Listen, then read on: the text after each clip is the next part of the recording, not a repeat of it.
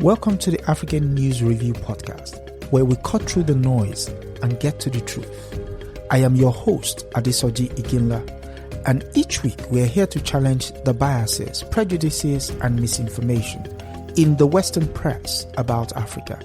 Using historical context and contemporary insights, we set the record straight and reclaim the narrative. Tune in every Sunday at 12 p.m. Eastern as we uncover the real stories and reshape the conversations about Africa. This is the African News Review podcast, reclaiming Africa's narrative, one story at a time. Yes, greetings, and welcome to another episode of African News Review. And this one takes a special meaning. For one, we've acquired a new ancestor in the person of Ngugi wa Thiong'o. May his path be smooth.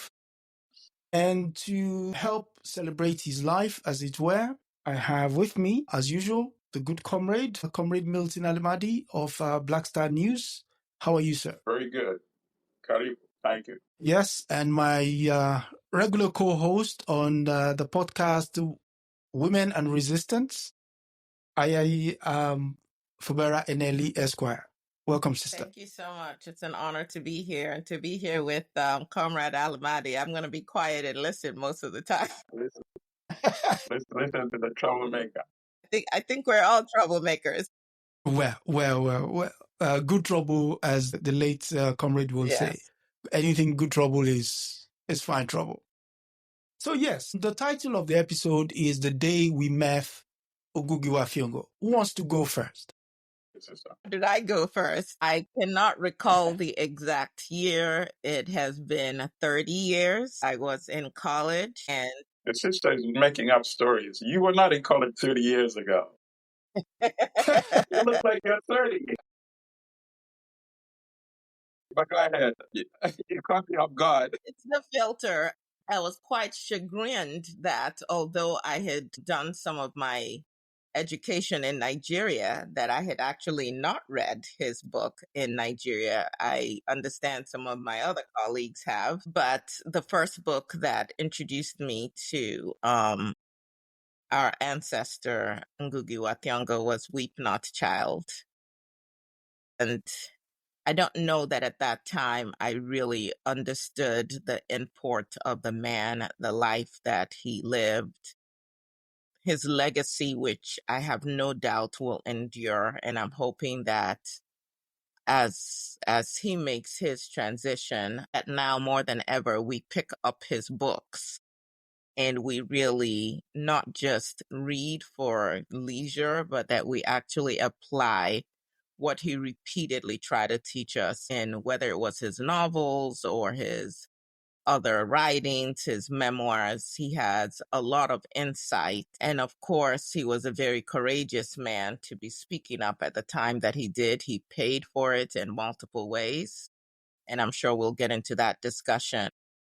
But as someone who at that point had hoped and before then to be a writer, just realizing the caliber of the man, his writing, his ability to take what was happening to African people across the globe, but specifically also in Kenya and in Africa, to put that in writing and to give voice to what we were experiencing, not just speaking about what was happening, but I think coaxing us to reimagine a different way to live, a different way to be. And that was very impactful to me as a young woman. Upon his passing, his transition, I went on to scour my bookshelves to see just how many of his books I have and I'd read. And unfortunately, there are just 7 of them out of over 25. He was a true writer. And now I'm committed to getting his other books and delving into them as well, so that we don't keep repeating the past. Thank you. Brother Milton. All right. So I was reading most of the editorials, right? There's a very long one, Descent, in the New York Times. Yes. And the editorials note the Decolonizing the Mind, of course, which is a collection of essays, which is one of my personal favorite. I think it's a major book because it deals with a major issue that we have yet to deal with. Marked up. Every line marked up in this book.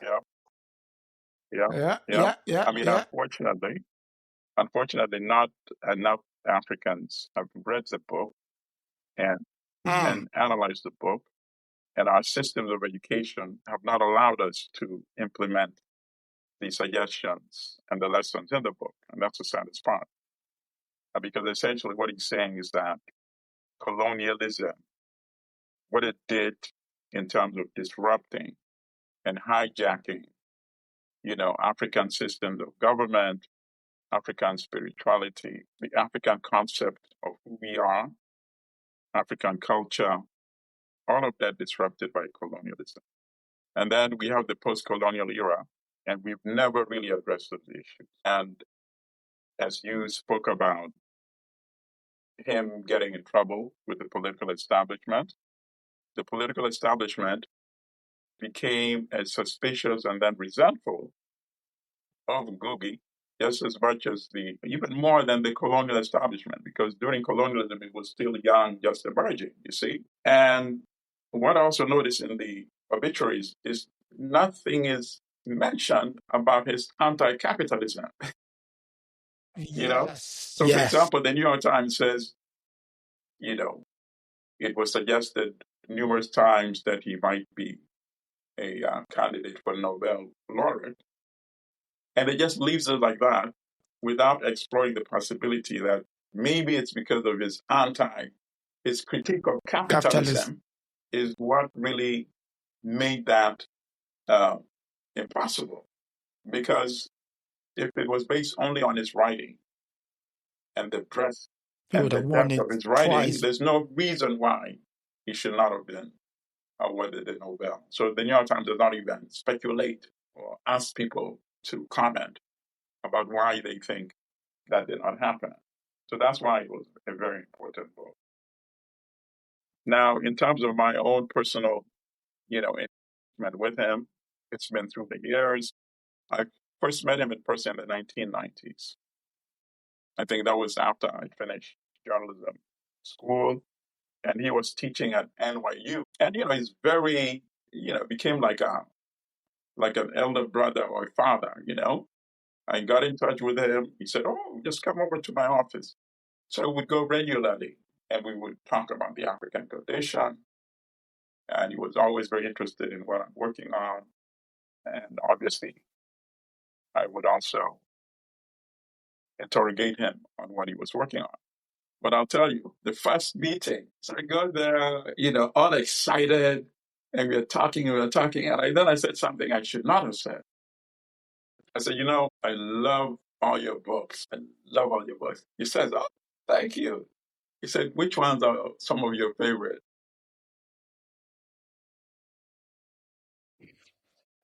I had read most of his books, including, of course, the early ones like A Grain of Wheat, The River Between, but my mind blocked out completely. And he's like expecting, like smiling, and I'm like, nothing coming out of my mouth. And then finally said, I think there had been a big game. I don't know whether it was football or basketball. And then he mentioned the game, and then we started talking about the game, and that was it. He relieved me of my toes. And we never revisited that issue again. But through the years, he would come almost annually to talk at Revolution Books in New York. First, it used to be downtown. Now it's in Harlem. Yeah. And obviously, he would talk about a critique of capitalism, and he would, criticize the elite that emerged in post-colonial Africa, who are now enforcing the same systems that the European colonials used to enforce upon Africans. So I find it quite disappointing, and I think he himself would be disappointed in the obituaries that don't mention that, because that was a very important part of his life and his struggle. Very important. So, for me, I remember meeting him via his book as a 13-year-old in Form 3. I remember having just finished Things Fall Apart. And we were told the next book we were going to read was Weep Not Child. Most of my mates struggled with pronouncing his name. For one, it was a name that wasn't familiar with us. But because it was part of the African Writers series, we had to take it up as what's it called? Recommended reading for literature in English.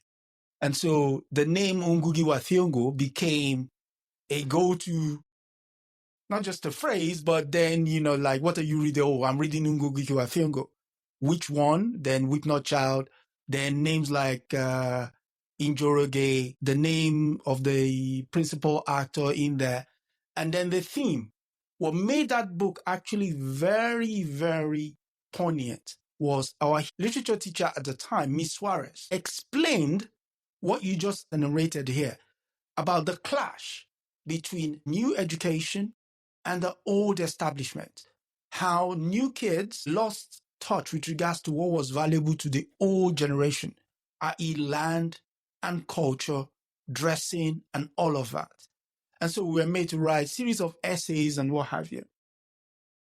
So fast forward, coming to the UK and everything, there was this grand old bookstore on Oxford Street, high-end Oxford Street, London, where it's heightened consumerism. But then there was this big bookstore, 3-story high. You would go in there, and then there was rows and rows of his books on the shelf. I'm like, I've not read this one. I've not read this one. I've not read this one. And before you know it, you built a collection stacks of Ngugi wa Thiong'o's books. And I was particular about the essays. Yeah. The essays are brilliant. Brilliant. Writers in Politics, From the Barrel of a Pen, Homecoming, Moving the Center. This guy was something Secure the torn and new. Something torn and new. He was just relentless. Right. The more you mention those titles, the more I'm convinced that had he just stuck to writing novels only without the essays, he would have been awarded the Nobel, which of course is a critique. And perhaps had he stuck to maybe James, had he stuck to writing in English as opposed to shifting in Gikuyu. No, you're right. Yeah. No, you're right, sister. So yes, that was a bold declaration, Go on. So which brings me to the new question. And the next question there is that what was it about his language, not just his name, or the fact that he decided to start writing in Kikuyu that made him who he was? Right, sister. I'm going to take a stab at this. Remember the exchange he had with, actually he writes about it. I don't know if I can find it immediately in this marked up book.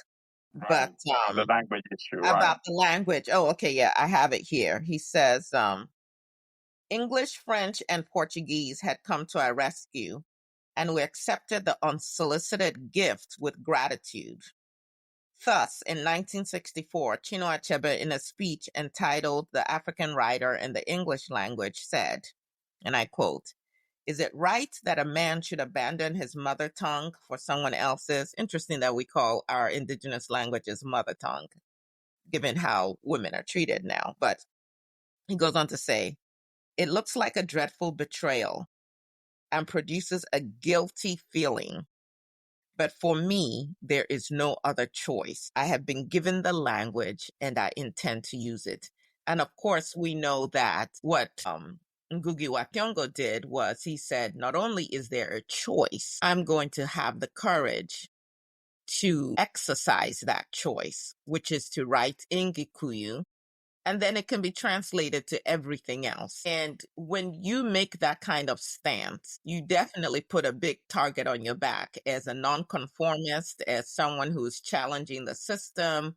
We understand, and he writes about this eloquently in a number of books, including Something Torn and New, of course, Decolonising the Mind, about culture and language and that relationship and how that then carries the seeds of liberation or continued oppression and self-imposed oppression at this time. And so I think that I believe that for someone to have made that kind of decision at a time when, had he chosen a different route, I do believe he would have been celebrated differently. I do believe he would have made more money and so on and so forth. Yeah. He would not have been as much of a threat to the system, regardless of what he was writing about. That set him apart, just as it sets people like Ayikwe apart with the work he's doing with Per'Ank. And those kind of people have to be marginalized or silenced so that those ideas don't move forward, because we want people to be, because they're easier to control that way. No, I agree totally. You captured the essence of it. And that, of course, is the essence of that problem. And you know what? Which reminds me of two things. What Fanon said, right, in Wretched of the Earth. He said, in the post-colonial Africa, if we want to replicate Europe, then we should let the Europeans do that for us, because they're better and the most talented of us Africans in creating Europe. So those are the choices. He said, why should we look that as the vision of what we want to create? You know, given the history of Europe, given the history of Europe's child, the United States, we want to create something better and go beyond that. That's the first thing. And then the second thing, in terms of the languages, also reminds me of what Anti-Capitalism said, you know, and he ridiculed. He said, how many brilliant politicians and leaders are we excluding by making the knowledge of French a prerequisite to get elected into parliament in countries like Senegal and all the other former French colonies? And then the third thing, just carrying on from that same thought that Anti-Capitalism raised, how many African talented writers and storytellers, geniuses, were never discovered or recognized or known because they were not allowed to write in their native languages. Just imagine how literature and culture would flourish. And then, of course, at some point, those could be translated into other languages like English, French, Portuguese, or what have you.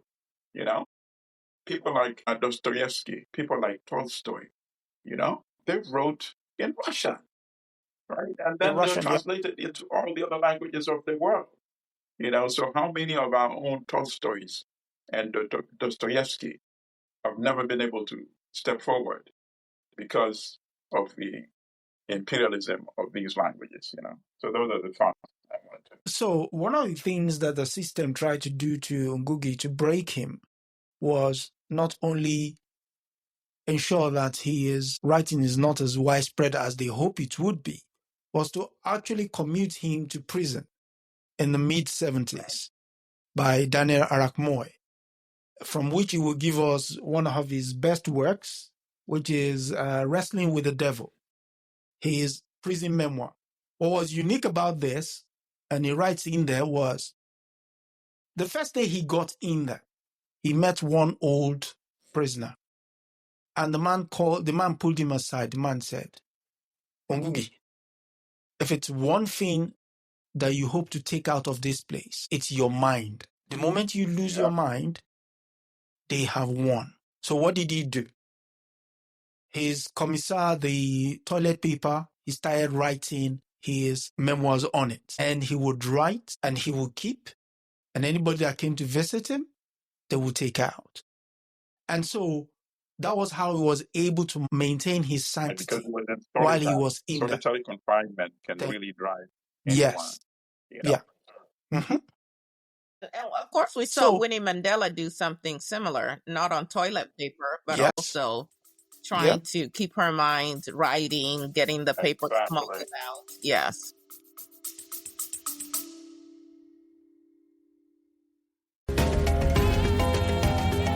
Just taking a quick break here on the African News Review podcast, but don't go anywhere. If you're enjoying our deep dive into the real stories behind the headlines, make sure to subscribe so you never miss an episode.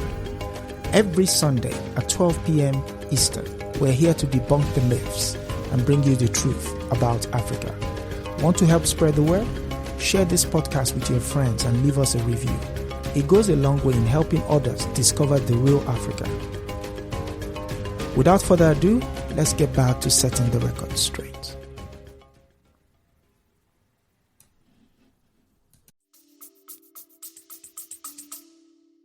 Wale Soyinka also did something similar with And the Man Died. He also wrote that on toilet paper. So the question is, we know we're resilient enough and we know we can put our thoughts on paper, whatever sort of paper we have. So the question would be, what is holding us back? What do you mean? I mean, if you're saying, Alex, because are you saying we should have more people writing in their local languages? Or because we still need it published. I mean, he was established, so he could get published. No, I'm saying now, in terms of publishing now is a lot more easier than then. Okay. Exactly. So the question is, those local languages, you could write in them, write the stories. I mean, only recently we're getting stories out of Namibia that some languages are going to die out.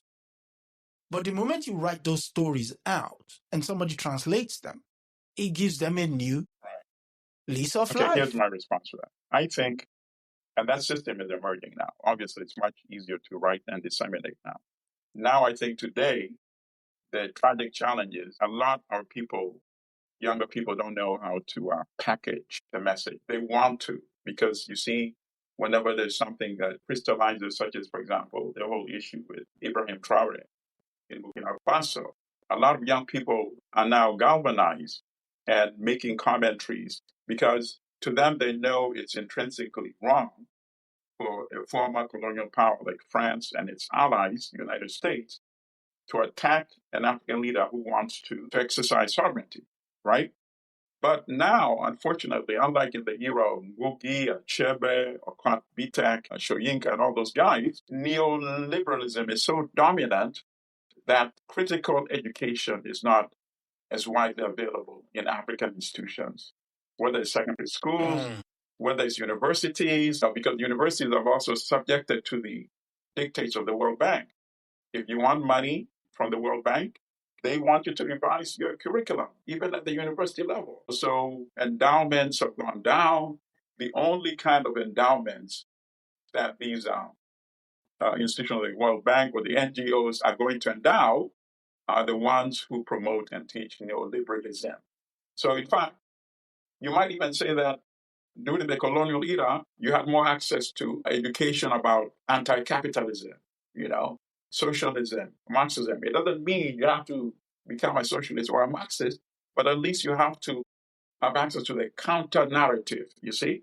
And that's a problem. So we have young people who want to articulate change, but I think they have challenges in terms of the packaging because of the education system has been destroyed. I totally agree with you. I mean, we're seeing that here in the United States again. Yep.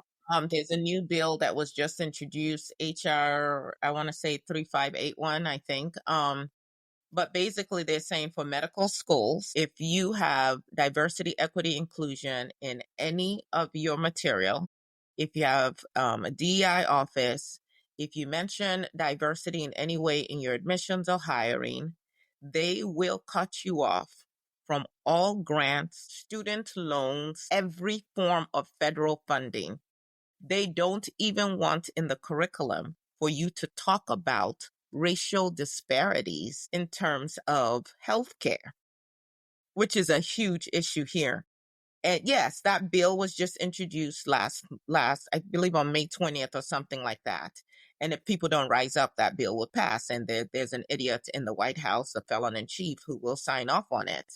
And so to the point you were making, Comrade Allimadi, about the state of education in Africa, and I would even go further to talk about the access to books. Every time I travel back to Nigeria, I'm scouring the few bookstores that I can still find. And you are seeing a lot of new authors, new writers, but they're not really grappling with this kind of information. It's you have a hard time finding the books of authors such as Ngugi wa Thiong'o. And so where do these young people then get introduced to these ideas to begin with? And then, of course, you talk about the fact that, let me take my hometown of Opobo, our indigenous language, our mother tongue, so to speak, would be Ibani. That language, very few people speak, let alone read. So if you go and write in Ibani, you are basically sentencing yourself to a life of being a pauper. Nobody's interested in that book. People will translate the Bible and the Christian hymns and all of that to our indigenous languages. But in terms of our literature, it's almost like to be seen as an intellectual, you have to be writing in the language of the oppressor.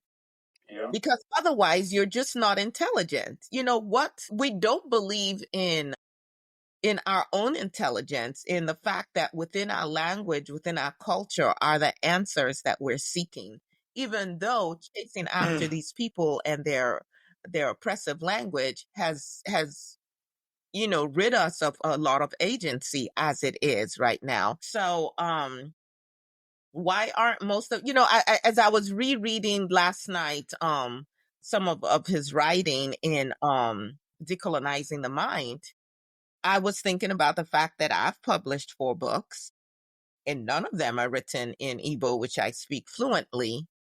Also because I don't write Igbo as much, and I probably could not articulate my ideas as well in Igbo.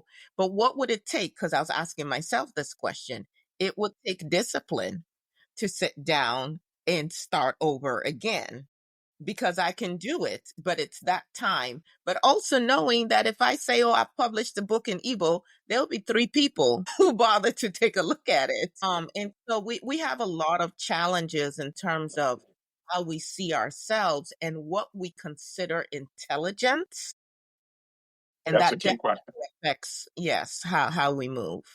And I believe we have a guest that is trying to join us. So can you resend that link to the guest? He's saying he's available to join us. Your special guest. Okay, let me see. In the meantime, I just want to expand on what the sister said. The bill that she mentioned.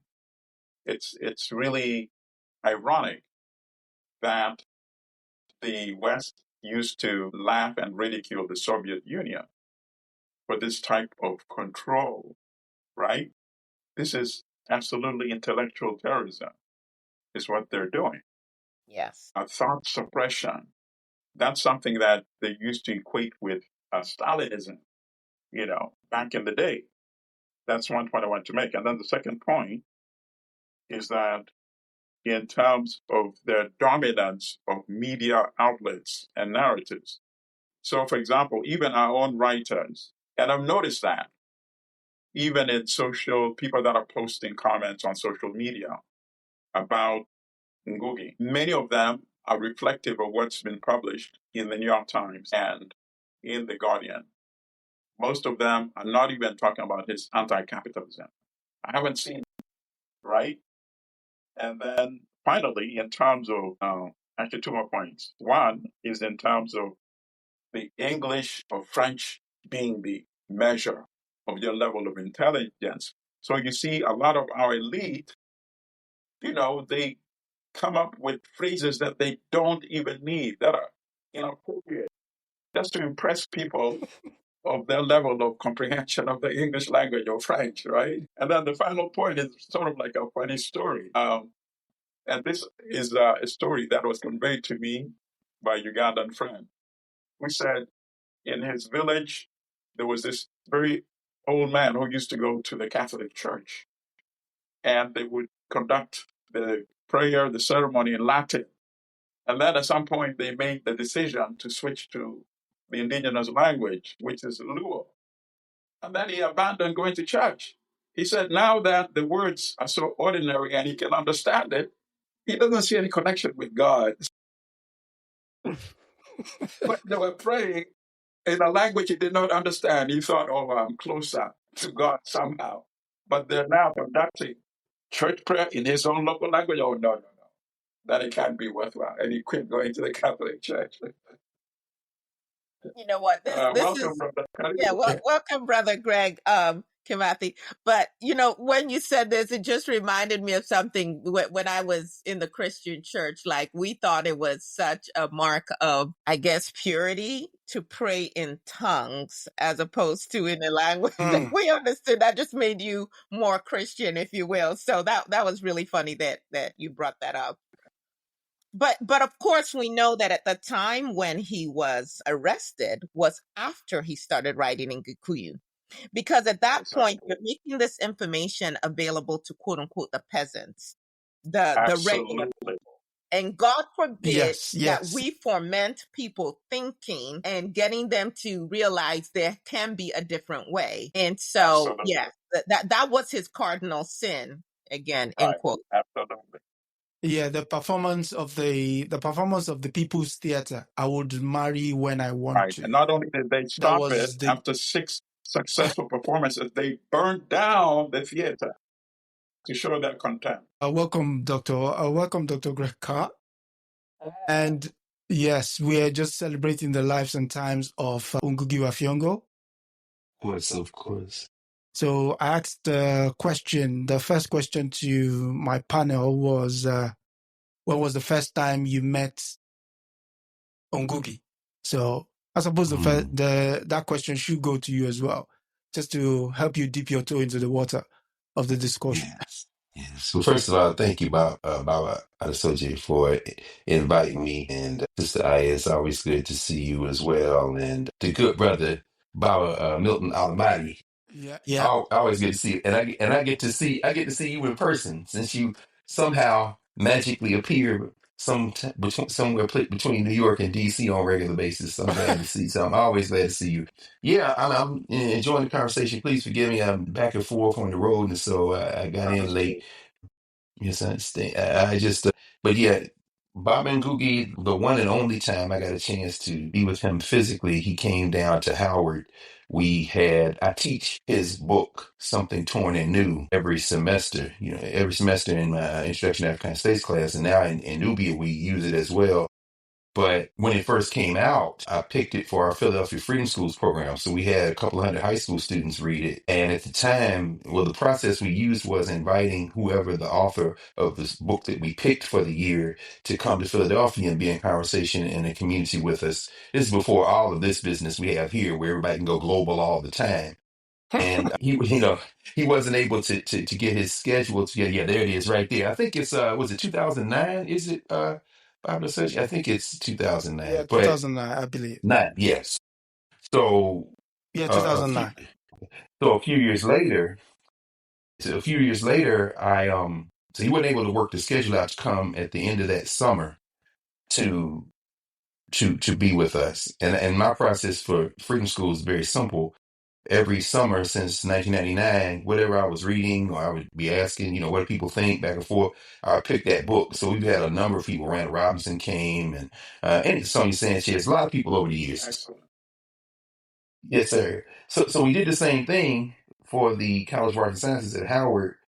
The freshman seminar, the dean of the college, James Donaldson, who's an ancestor now, had asked me to redesign the seminar, which involves right now probably about 1,200 first-year students in arts and sciences. So I picked his book again. I said, this is because when I first read it, obviously for all the reasons that are being discussed today and are being discussed around the world in this moment with his transition, he's just a transformative thinker. And in Philadelphia, although many of the students in Philadelphia, high school students, African students, are the children of those who have come from outside the United States, whether it be the Spanish Caribbean or the African continent or the Caribbean, and the majority of them, of course, being Africans descended from those who were held in captivity here. So it's a real rich convening. At Howard, it took it to another level, as Aya knows, having 2 of her children at historically Black colleges presently. Well, one just graduated, of course. Shout out to my niece, Kosi and Kosi Toru. It's an international convening of Africans. So we actually were able to score 2 of the people who were very close and comrades. And of course, one of them still walks the earth, the great Wole Soyinka, who came and spent a day with us after we had those young people read of Africa, his book of Africa. And then, of course, Ngugi, who came before Soyinka, who he writes about in his latest book, Decolonizing Language. But Baba Ngugi came from New York. He happened to be in the East. He said, I'll come. So he spent the day. And to have all these young people who had read his book, really digested it and workshopped it, the first part of the day for several hours, they did paper presentations and panel presentations. And he sat there, this elder, student by student, interacting with them, asking them questions, allowing himself to be asked questions. For the Continental Africans, the children of Continental Africans, it was a special treat, particularly those who knew him, particularly for the Kenyan students and the East African students, the Ugandan students, Tanzanian students, and many of them who are one step removed from the country of their direct origin because they were born here. So to see it was a point of pride for them that was kind of new for many of them because they didn't know Ngugi before reading him, but having read him, they felt a special kind of purchase on him, and it kind of revived their continental African links. So it was a beautiful thing. And then for the students who were not from the continent directly, for the Caribbean students, they, of course, whether it be the Haitian students or the Jamaican students talking about the various patois and creoles, the language issue became of more importance because you saw what you saw emerging was a newfound respect for their parents and their elders. They're at a place like Howard, which is no different than the University of West Indies or Oxford or Cambridge for that matter, or Ife or University of South Africa, where if you're in school, you're taught that the language of the people in the village, or your people, is supposed to be disrespected. And here's this guy who's this outside world figure restoring the idea that, see, the very grandparents that you all make fun of and make videos about, talking about when they slip into that language. And I said, now it's like, oh, wow, that's a really active resistance. And here's this older man who's respecting them for their intellectual work and respecting, more importantly, their parents and grandparents and great grandparents for the language they brought with them. So at noon, we had a luncheon, and a young student who had already read Ngugi's work, Shanice Thompson, who was a 16-year-old in Philadelphia, had read it when it first came out.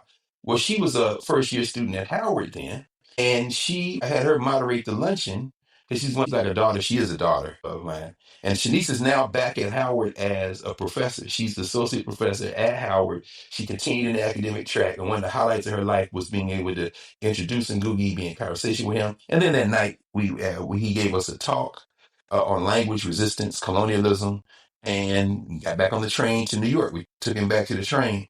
And so the last thing I say is what I remember is in being with him, and even in those intimate moments between sessions or even going back, taking him to the train station and being in conversation.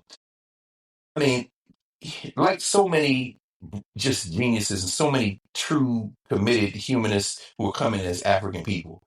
Such a gentle, beautiful spirit. Even as you tell, he was tired. He had come from New York that morning, been there all day and went back.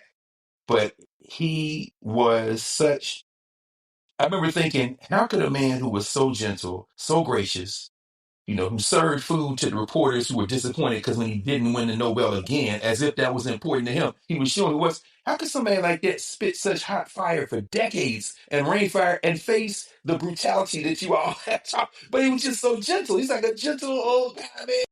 So anyway, I'll leave it there. That's my first and only time being blessed to be able to breathe air at the same time that Ngugi wa Thiong'o's spirit walked the earth clothed for a season in the flesh that he occupied, but he's now released to the universe and to all of us. So comment, I just wanted to make one comment that I had mentioned earlier before you joined us. And I told Sister and Adesoji that I've read most of the editorials. And I noticed that while they praise his books, none of them mention his anti-capitalism. And that was a very important part of his life and his critique of capital. So I don't know if you had any thoughts you want to share with that as well before we go back to brother. It's interesting because humility, I don't know that you could be humble and be a capitalist. In a sense that I remember, it's interesting about Milton, because in terms of a personal, you just unearthed for me a memory that I hadn't thought about in many years. And Ngugi came, he had he had dashiki on. He had some simple pants that you could tell he had had for a long time. And some run over black shoes. And I remember thinking, I like this guy because he dressed like Andrew. No, you're not spending any money.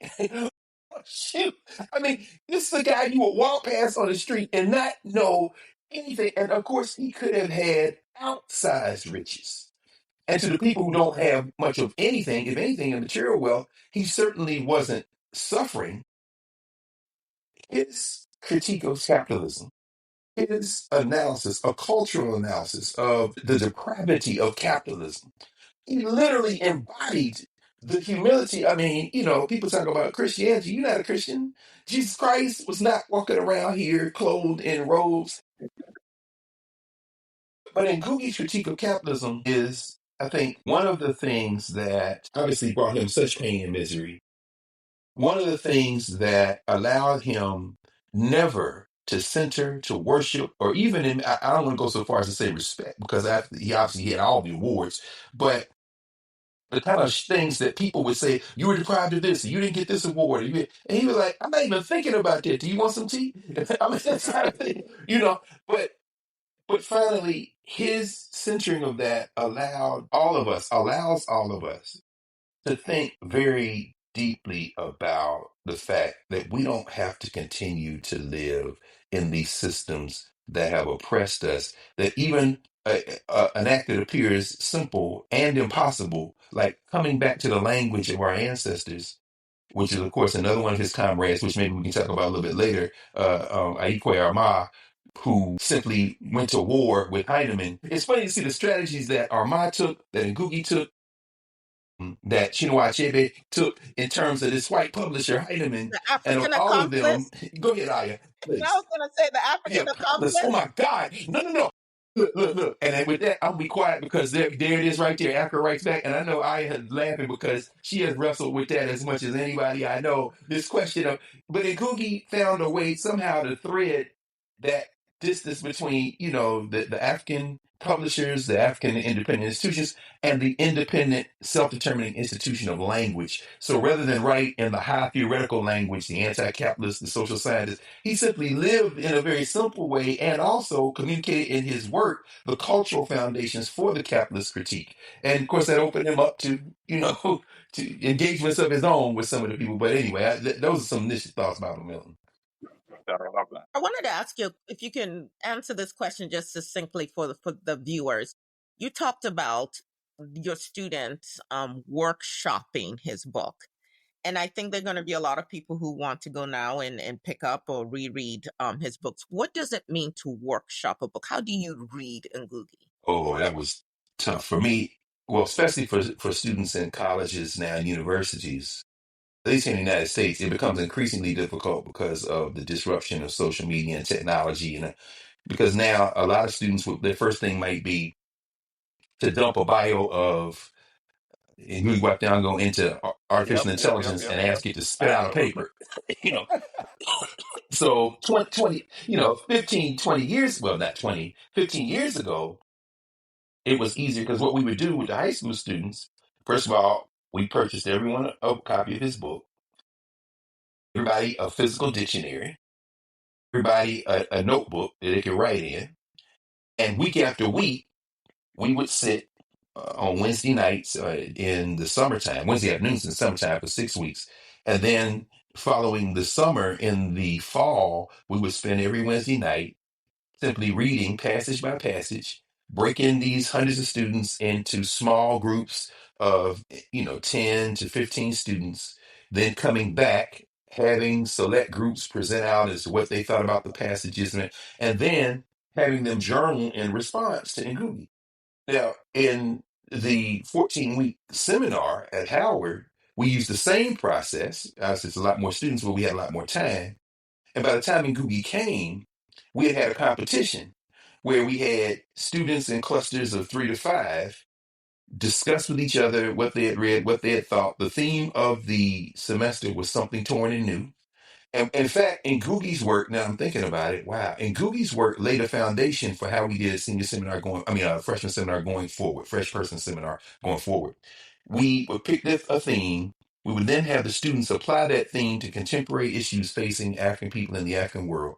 And so reading Ngugi required us, and I love particularly now thinking about it, the first chapter we talks about dismemberment and remembering the colonial use of language, that central theme, the predatory function of language, and then how we bring it back together. They became very enamored with that line by line, particularly the conversation that showed that it wasn't just the Africans, that the English did it to the Irish, so it's very interesting. And then of the 4 chapters, in chapters 3 and 4, when he put South Africa central to the conversation, the students then began to learn who is Robert Sobukwe? Oh, Steve Biko. We see him. And then, of course, the West Africans, the South Africans like Womo, but also the West Africans. We are all very familiar with, of course, what's his brother? Agri of Africa, the eagles and the chicken who thought it was a chicken and all that. And Ngugi is pulling all these metaphors. And so sitting with him was a simple act of going line by line. And rather than instructing and saying, this is what this means, this is what this means, slowing students down to literally taste that language and then have to write back to the language week after week, week after week, week after week as a metronome, talking with each other. So it wasn't vertical, teacher to student or student to teacher, it was person to person. So when Ngugi came, they had not just tasted his words, they had absorbed them, thought about them, mulled them over, attached them to their own lives and experiences, and they were literally in conversation with him. And you could just see the delight he was having, the twinkle in his eye, the smile. He got that smile like Milton Allimadi, that kind of knowing smile like he has right now. That kind of, in other words, y'all get it, and I want y'all to argue with me. That kind of closed mouth smile, you know what I'm saying? I mean, because he wanted them to argue with him, and there was some pushback, but mostly in terms of what's possible. Because it seems impossible to throw this off because even we're having this conversation now in English. So it's like, and so they asked him about, things like, well, you were James and Ngugi with the white publisher, but in Ngugi wa Thiong'o, how important was when you went from James to Ngugi? I mean, they're asking them very simple things, and you can see all these students who took those Christian names they give, you know how y'all do, the West Africans, but since they do, mercy, patience, Christian, all them names. But now they're going back to their other names. Oh, so you do have another name. Yeah. But in Cookie, you just say, so I mean, it's like it was just restorative, but it started, as you say, with that act of reading, quietly, patiently, line by line, and allowing yourself to slow down long enough to do that. And that's what I'm terrified of AI about, because it just kind of attacks that notion of slow reading. Awesome. Can you imagine if that had been videoed and the students could see it today, Yes, that yes. was You have some, experience, Oh, yes. We don't have a lot of video, but now that you mentioned that, Bob, I'm going to actually go back and look because I think we did video some of it. And so now you've given us an assignment. I'm see can we find some of that that would video be awesome. of Even when to Ngugi show came. some of it at Sankofa, if it's available. That could be a Yeah. Sankofa experience right there. Watch it Yes. for like half an hour and then let people interact. That's a great. You know what? Thank you, Bob. Because we both well, no, not be there. You just got to. I would say this, that what you just shared is a blueprint for what parents can do with their youngsters during the summer. It doesn't have to be some program outside of your home. You could choose an author, choose a book, and of course, as the parent, discipline yourself to read the book as well. And just set up where once a week you and the youngsters sit and have that conversation, because we have to show the young people how to do this critical thinking again. And we can't just be dependent on the schools to do it, because they're not doing it and they're really not invested in doing it. That's right. That's exactly right. Exactly right. That's exactly right. And sometimes the critique can be so strident. You mentioned Sankofa, Baba Milton. I think that's a great idea. They'd be down for it. We all know. I think about Haile Garima, who can be very warm and inviting, but when you get him on capitalism, buddy, he gonna put some hot fire on every children, babies, and all there's people coming in off the street. Don't matter. And so that I think about how I'm sure maybe now you get another assignment. I'm looking to see if and when Ngugi has been in conversation with Garima, because I know people like Carlos Moore, so many others he has been in conversation with around this question of class, around this question of capitalism. But I'm sure you would have some thoughts about this because, his work, as we know, the craft of the artist making that critique of capitalism possible by inviting people into looking at to the everyday lives, and critiquing power that's closest to them. 'Cause a lot of students came in with an analysis of elected officials and black quote unquote elites because something Tormin knew, as we know, whether it be Devil on the Cross or even when thinking about Armada, people who was not yet born, you will critique these people who claim to be pushing for independence, but you wearing the white wigs. You all can make that point in terms of the barristers.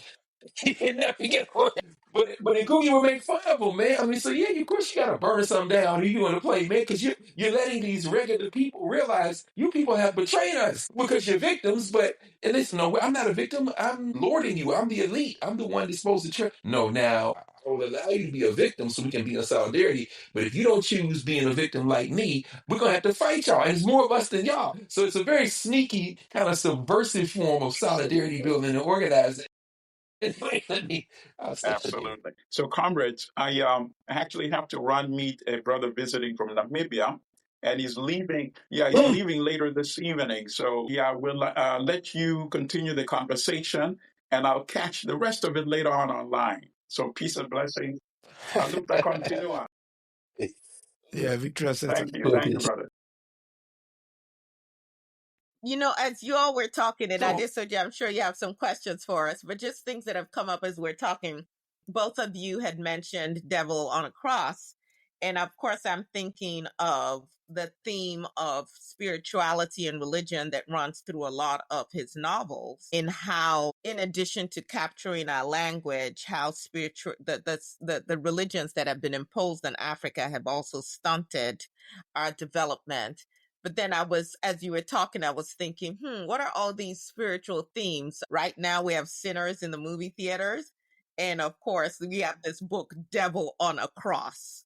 And so just how all of these things interplay, and just a thought that crossed my mind. But I also wanted to point out the 10 points of the Asmara Declaration that Ngugi definitely embraced. If you don't mind, I'm just going to go through them really quickly, because I think they're really instructive for us. Number one, African languages must take on the duty, the responsibility, and the challenge of speaking for the continent.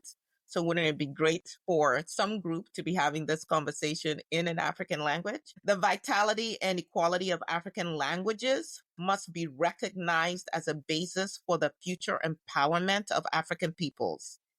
Quality of African languages, right? The diversity of African languages reflects the rich cultural heritage of Africa and must be used as an instrument of African unity, not to keep us fragmented. Number 4, dialogue among African languages is essential. Aikwama is doing this work. African languages must use the instrument of translation to advance communication among all people, including the disabled. Number 5, all African children have the unalienable right to attend school and learn in their mother tongues. And of course, my father is of this generation of Ngugi wa Thiong'o, and they were not allowed, not just to learn, but to speak their indigenous languages, their mother tongue in schools. By the time I got to school, you could be enrolled in Igbo, Hausa, or Yoruba, but it was still kind of frowned upon outside of class to speak in those languages, interestingly enough. Number 6, every African has the right to access information in their own language, which is not the case in most African countries. African languages must be used for official purposes at all levels of government. The effective and rapid development of science and technology in Africa depends on the use of African languages as a medium of instruction in African schools and universities. African literature and oral traditions in African languages must be recognized, promoted, and given equal status with literature in European languages. I did not experience that growing up in Nigeria. And then finally, number 10, publishers, writers, and translators must be encouraged and supported to produce and disseminate literature in African languages. How many is 10. that? 10 points of the Asmara Declaration. Can I also add one more? I'm going to be cheeky and add one more. Can you imagine if our justice system operates in our languages? No, of course not. No. Because the justice system isn't even That's why ours. that's right. No, I'm just saying. But if we were to operate in our languages, that would be different. Most of what obtains in the criminal code and what have you will basically be tossed aside, because once you take a grandmother in there and you begin to tell them you have to swear before this, and it's like, no, I don't believe in that. I'm going to swear before this. Yes. You have to then revamp everything. Mm-hmm. You know, it's funny you talk about the oath. Angie Porter, another descendant of Africans who were captive and who grasped the language, as we all know, opens the first article in her ongoing work on African legal studies, Africana legal studies, with that very example of the oath. And it's there in Louisiana, and they have these continental Africans who have been human trafficked, who are now being brought up on quote unquote charges to try to condemn some Africans for engaging in acts of resistance, and they have them swear on the Bible. So they do it. It's no problem. And then they say, well, in the official court records, they say they took an oath to tell the truth. And of course, what they never understand, which Angie brings up, and I just you what you just explained beautifully, is of course they put their hands in their book and raised their hand and took an oath. First of all, they don't know what their book is. Second of all, they have no fidelity in an oath to anything. So of course we'll do this because it means absolutely nothing to us. And so therefore, but the oath they take is to their ancestors, to their mother, and you didn't ask us to swear to that. So we're under no obligation to tell you the truth. We didn't show fidelity to anything we concerned about. And so in terms of language, you know, we had this language stuffed into our mouths, all three of us, albeit in different circumstances. For me, unlike, you all in a very degree, we didn't have an indigenous continental African language. And I'd associate for you there in the UK, somewhere between me and Aya, who, is back and forth between Nigeria and the United States, who gets the opportunity to learn, a regional, national language like Igbo, but also a local language. And so to deal with the politics even of internal African colonialism in terms of the dominant African language, which in Ngugi, of course, coming from the Gikuyu, I'm writing Gikuyu. Well, how do the Luyos feel about that? How do the other dozens of Africans, the Kiswahili speakers and regionally, yes, but there are local African languages, and Ngugi is grappling with that even in terms of African on African stuff. So I'm saying all that to say that for us to be engaged in a conversation around reclaiming language, allows also the point of entry to say that while language is the bearer of culture, language never died.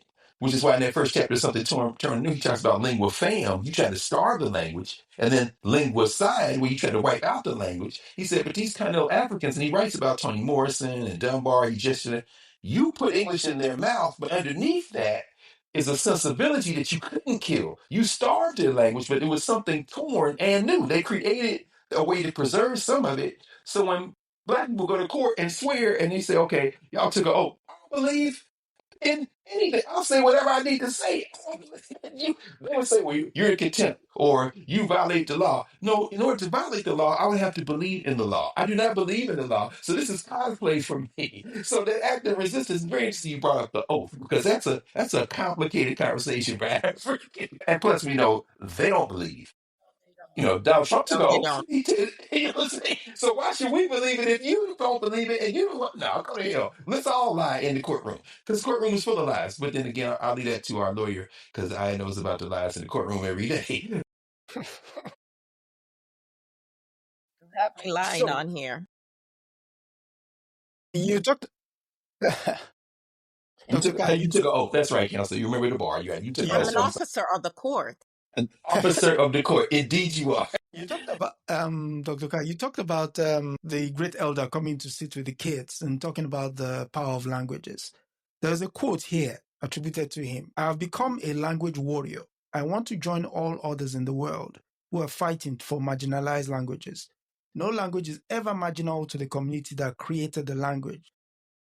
Languages are like musical instruments. You don't say, let there be a few global instruments, or let there be only one type of voice all singers can sing. So, as we sit here, celebrating his life, would you say that victory can be declared, or is still a battle in progress? Oh no, I don't think it can. It can be. And we know we lose languages every day. Well, not every moment languages are being attacked. And the beautiful thing about languages can be recovered. And so in Ngugi, I think about what you are doing, Aya, with the Emma Johnson, with the Rigowari, with the library there in Opobo Town. Imagine being at a place where the language that your ancestors spoke has been under assault for centuries.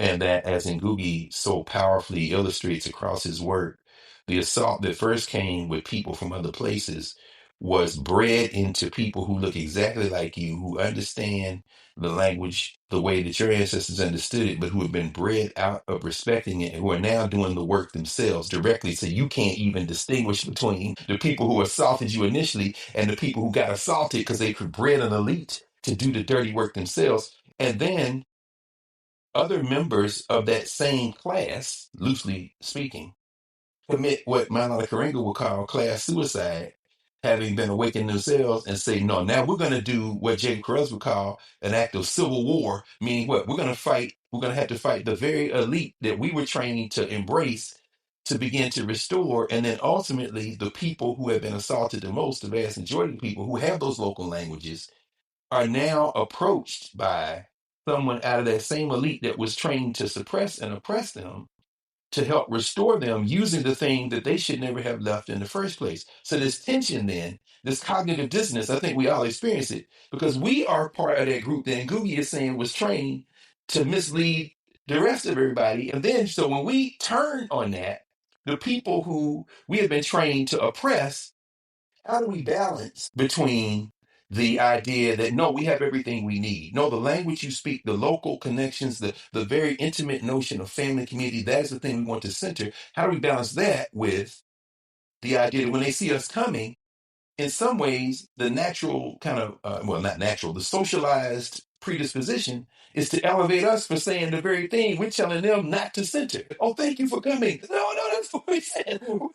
We're trying to, no, thank you. So thank you for bringing us this way. No, we're not bringing you anything. The whole point is, I mean, in some ways, it is insidious the way that this hierarchy works. People thanking people simply for saying that the thing that you know the longest, the deepest, the most is the most valuable thing. I don't know. I don't know if you have any thoughts because it's a tension we deal with every day, up to and including right now. I would say that I was having a conversation with my parents. Happen to be visiting me in the U.S. right now, and I was having a conversation with my father about his childhood. I'm always trying to just like mine information from him, and I said, how were children disciplined? And he gave a version that I think Africans in America can relate to, the whole, don't spare the rod and spoil a child kind of concept, that kind of harsh discipline. And I said, okay, was that who we were? Or is that who we became? Because I know from talking to people like E.J. Alagwa and all of that, and there are many other writers who talk about the extreme abuse, physical abuse that they experienced under these colonizers as they went through the education system. And so my father says, well, my father didn't treat me that way. And I said, okay, let's go to nursery. What people would term as nursery rhymes. I said, what songs did our people sing to children? Because I think in that language, we can get to how we saw children. And he starts trying to remember some songs in Ibani and he's singing and I'm like, I don't speak Ibani fluently. So I'm like, can you translate? And I said, so in that language, do you hear this hostility that seems to be prevalent now in how adults in many African societies now treat children? And, he brought up the concept of, children were supposed to be seen and not necessarily heard, but then they had their own age groups and they had their own agency in other ways. And so in having that conversation with him, and as we're talking, is that I'm thinking through some of Ngugi's writing and the importance of language as culture, the importance of language carrying the collective memory of people's experience and history, so that we're not just reading ourselves as white people, as colonizers have written us, but we are going back to the roots and really remembering. Just really hit me. And so one of the exercises that he doesn't know yet that I'm going to do with my dad is I want him to read the first chapter of Something Torn and New. And I want us to have some conversation based on his experiences. I'm not going to, make it. First of all, I can't make my dad do nothing. Okay. But he's also 87, which is the year, that, the age that, Baba Ngugi was when he made his transition. And I just want to see what that brings up for him. And I just encourage everyone to wherever you are in the diaspora, we need to be having these conversations and really trying to reconnect our memory, getting back to who were we, who should we be moving forward. And for me, Ngugi just brings that up time and time again, even when he addresses the issue of patriarchy and gender roles and things of that nature in his writing as well. Yes. Forgive me, comrades. I have to move myself. They got me committed to something. I'll be tuned in as we're in transit, but I just want to thank you all for letting me come in. Thank you, Aya, for making sure that it was right. Yeah, I'm supposed to be with Adesoji, and Adesoji, the work you're doing, man, is brilliant. And thank you, brother, and everybody listening. Like, share, subscribe, and get in this weekly conversation. So, who's coming up on the Revolutionary African Women this week? Yeah. Queen India of Benin. Ooh. Hey, y'all don't know about that? I'm gonna say let's find out. Get in. All right, y'all. Love y'all. I'll see you soon.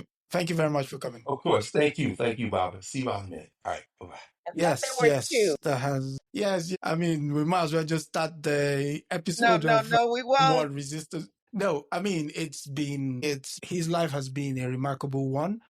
And for everyone that has come and joined us, I hope you liked and, like, share, and subscribe, as the good doctor said. Ngugi was not just a cultural icon, but he left so many books. I mean, some of which he wrote were written about him, some in which he part wrote.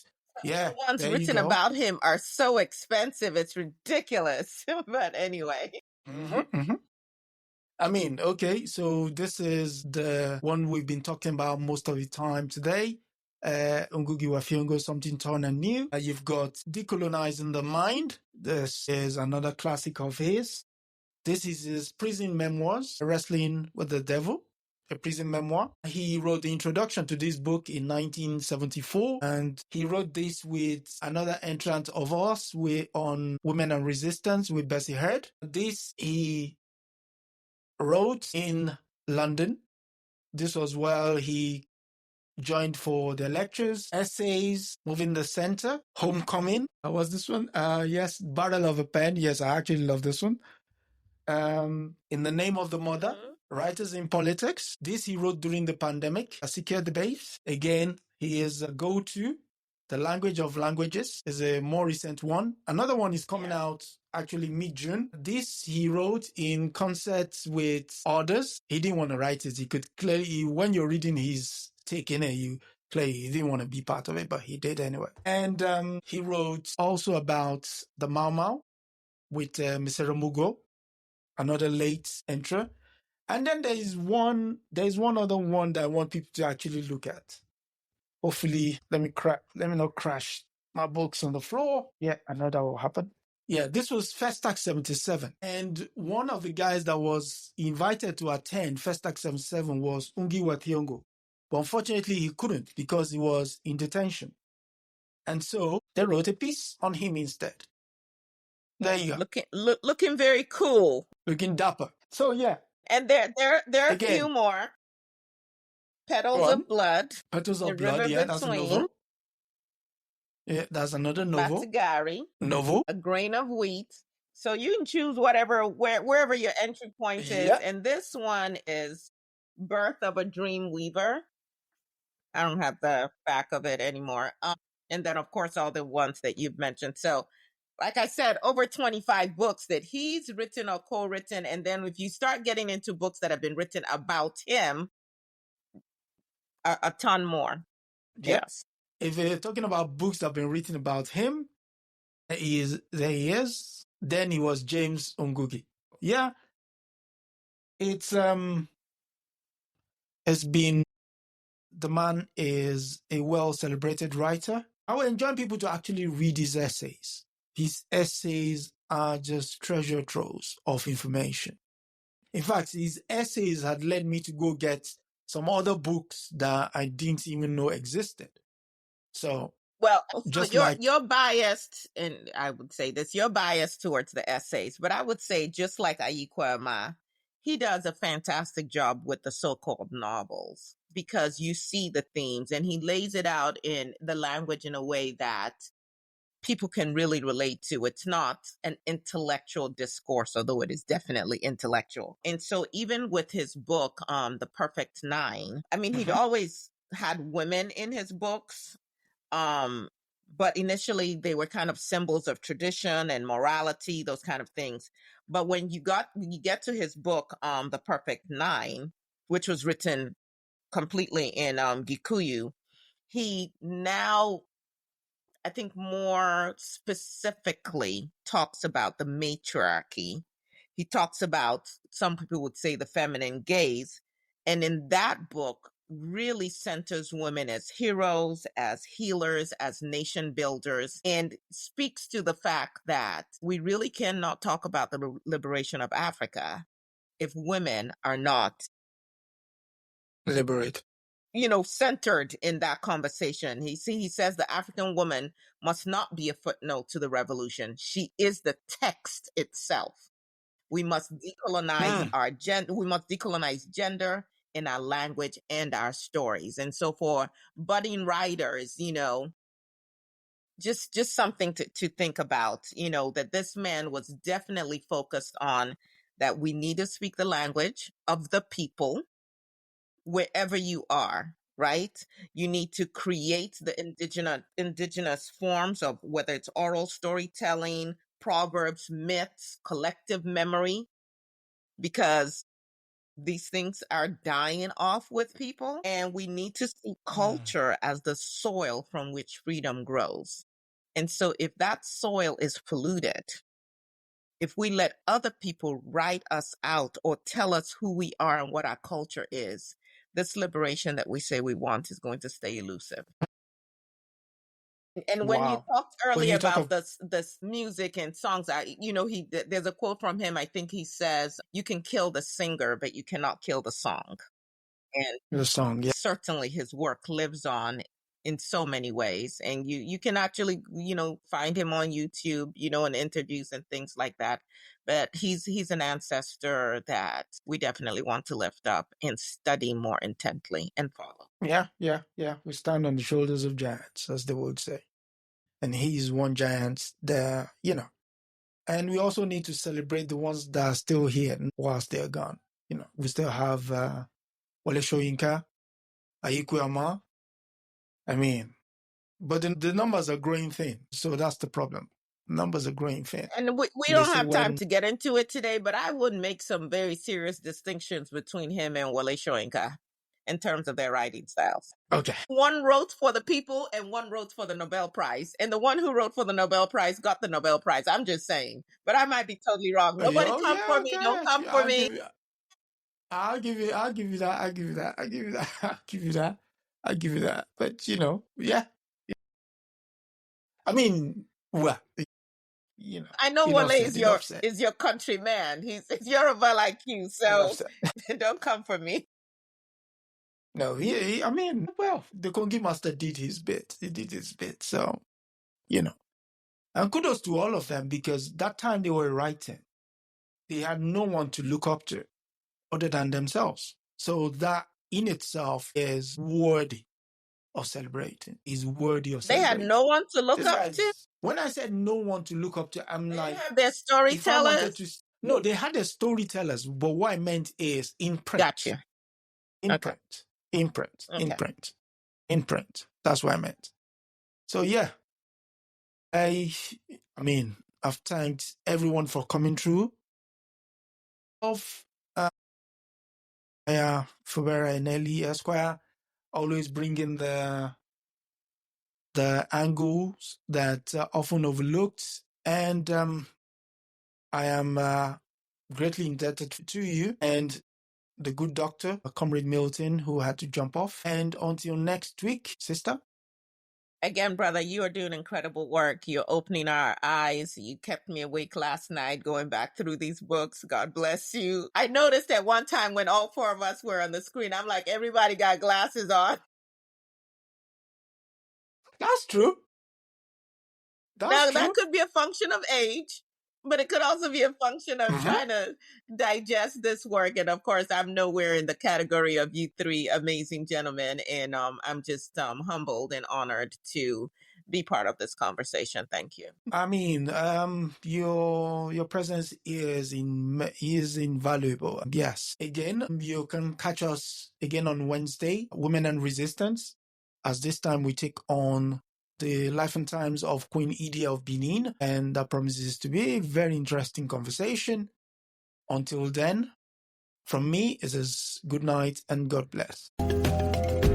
That's a wrap for this week on the African News Review podcast. We hope you are leaving with a clearer, more truthful picture of Africa. Remember, every story has another side, and we're here to uncover it. Don't forget to join us next Sunday at 12 p.m. Eastern as we continue to challenge the narratives and reclaim Africa's voice. If you've enjoyed the show, be sure to subscribe, share, and leave us a review. Until next time, keep questioning, keep learning, and keep seeing Africa for what it truly is.